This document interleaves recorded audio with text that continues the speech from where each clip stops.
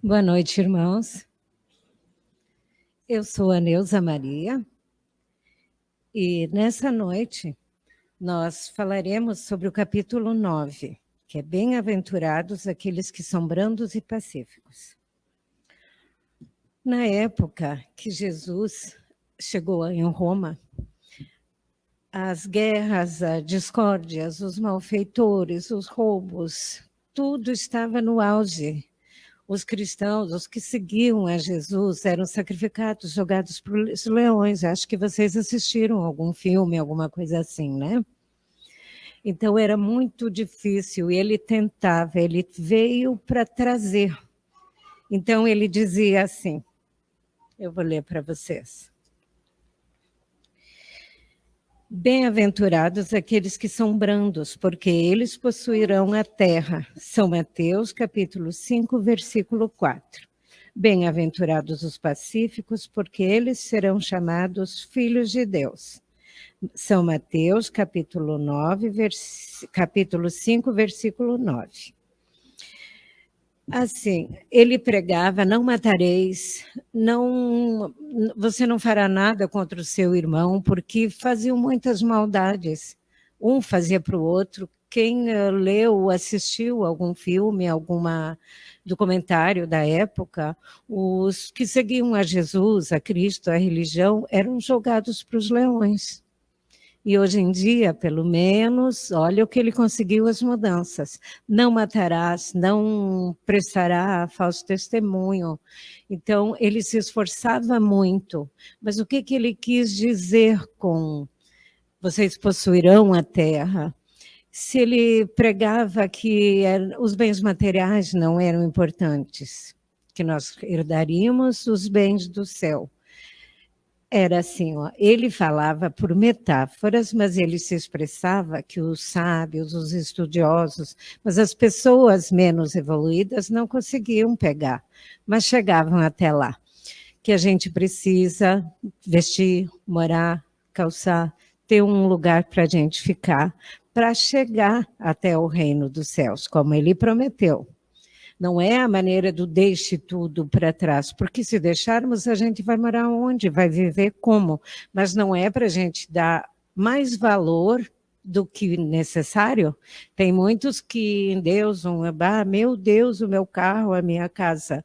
Isso não é para ser assim, não era o que ele pretendia pregar, né?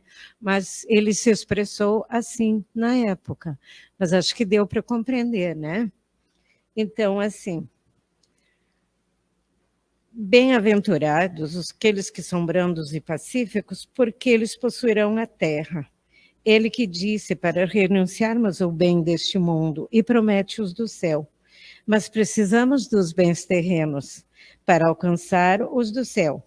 Mas não devemos dar mais valor a eles e precisamos, sim, para viver.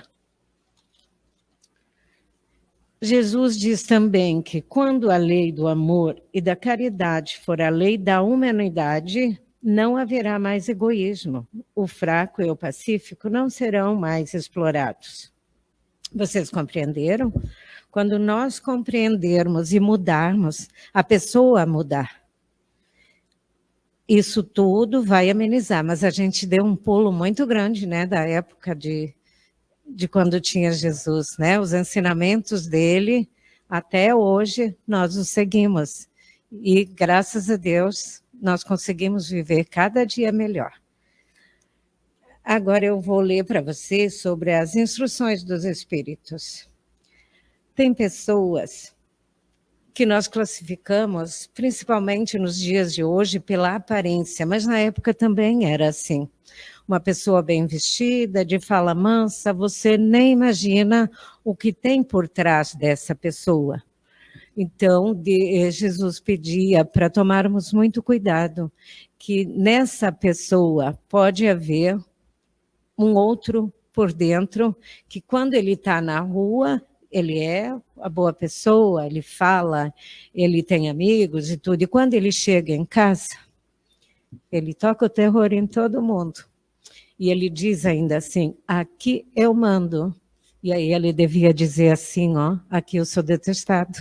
Porque quem gosta de alguém que chega em casa e faz uma barulheira, uma gritaria e não deixa ninguém em paz? Ninguém gosta disso, né? Alguém de vocês conhece alguém que é assim?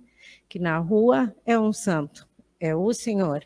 E quando chega em casa, normalmente essas pessoas ficam quietas, né, quando acontece isso. E é muito difícil isso. Não adianta fazer belos discursos, seu coração não tem nada disso. Mas esquece que não pode enganar a Deus. A Deus ninguém engana. Vou ler agora para você sobre a paciência. Que Jesus, quando nós adoecemos, não é porque ele quer nos castigar, ele quer dizer, não, esse precisa sofrer. É a primeira coisa que a gente diz, mas por que eu, né? Por que eu tenho que adoecer? E devemos que agradecer, porque a doença, a dor, é uma bênção do céu, aprendemos muito. E quando vamos lá, que a gente sarou na frente, a gente se dá conta que teve mais benesses, mais bem do que o sofrimento, que passamos por ele. O Chico era muito engraçado, ele também falava essas coisas. Ele disse, todo mundo ficava preocupado. O Chico Xavier, vocês conhecem, já ouviram falar, né?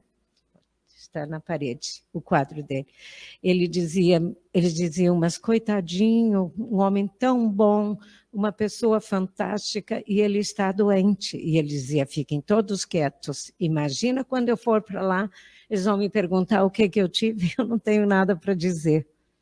Imagine só a pessoa do nosso querido Chico. A vida é difícil, eu o sei, mas prestem atenção, respeitem as benesses ou bênçãos, são maiores do que as dores. O fardo fica menos pesado se olharmos para o alto, olharmos para o céu do que olhar para a terra, porque encontramos com a espiritualidade. Coragem, amigos, o Cristo é vosso modelo, ele sofreu muito e não tinha nada que se censurar. Então, paciência. Temos um outro capítulo que fala sobre a obediência e a resignação. Jesus foi a encarnação dessas duas virtudes desprezadas pela antiguidade material, onde a corrupção rolava solta na sociedade romana. Jesus veio para trazer no seio da humanidade abatida. Obedecei à grande lei do progresso, que é a palavra da vossa geração. Ai do espírito preguiçoso, daquele que fecha seu entendimento. Infeliz, porque somos nós que somos os guias da humanidade em marcha. O atingiremos com o chicote ou forçaremos sua vontade rebelde no duplo esforço do freio e da espora. Aqui você pode fazer o que você achar, você tem um livre-arbítrio. Mas quando você chega na espiritualidade, você não tem escolha. Ou você estuda, ou você estuda. Parada que você não vai ficar mesmo. Alguém tem alguma dúvida? Agora eu vou falar sobre a cólera. A cólera é um ódio, é uma doença que temos dentro no nosso coração. Mas ela não resolve nada, a cólera. Você ficar raivoso, alguém te fez um mal, alguém te fez alguma coisa, e você diz, mas um dia eu pego ele. Quem é que vai ficar doente? Você é a primeira vítima, não a pessoa. É o mesmo que você fazer um veneninho lá e sorver, é a mesma coisa. Então, ela nada resolve, ela altera a tua saúde, ela te faz muito mal, ao invés de te fazer muito bem. O bem, digamos assim, o mais lindo do perdão é quando você transforma ele em oração. Toda a mágoa que você tem no coração, você transforma em oração. Você vive melhor, tudo fica mais leve. Mas até aprendermos isso, vamos demorar um pouquinho, mas não custa se esforçar, vocês já estão aqui. Então, é um caminho, uns degraus bem altos que vocês subiram, né?